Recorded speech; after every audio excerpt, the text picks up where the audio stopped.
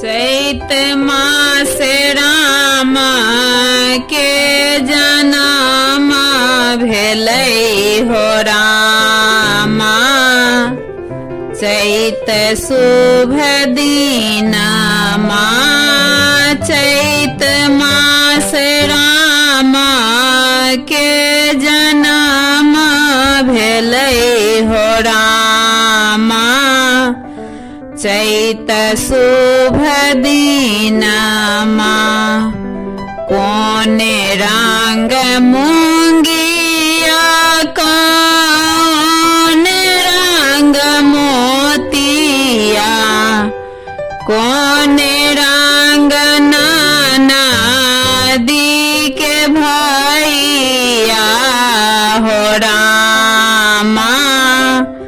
चैत शुभ दिनमा कोने रंग नाना दी के भैया हो रामा।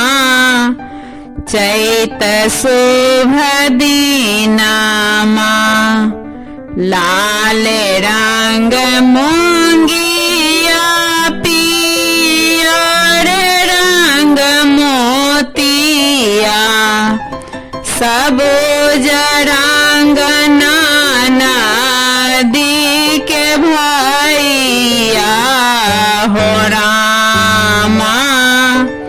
चैत शुभ दिनमा सबूज रंग नाना दी के भैया हो रामा।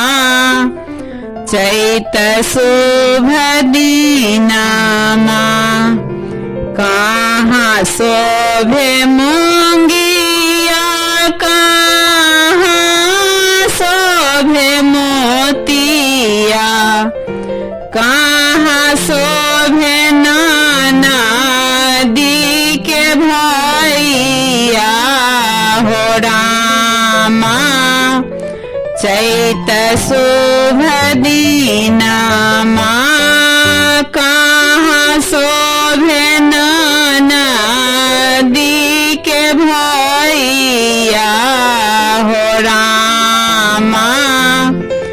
चैत शुभ दिनमा हाथ शोभे मूंगिया गले में शोभे मोतिया सेज शोभे नाना दी के भैया हो रामा।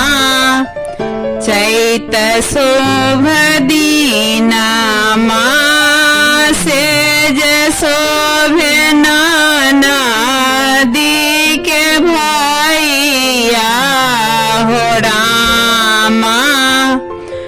चैत शुभ दिनमा चैत मास राम के जनम भेलै हो रामा।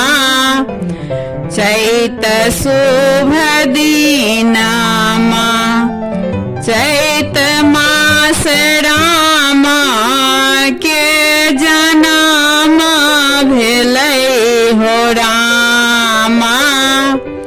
चैत शुभ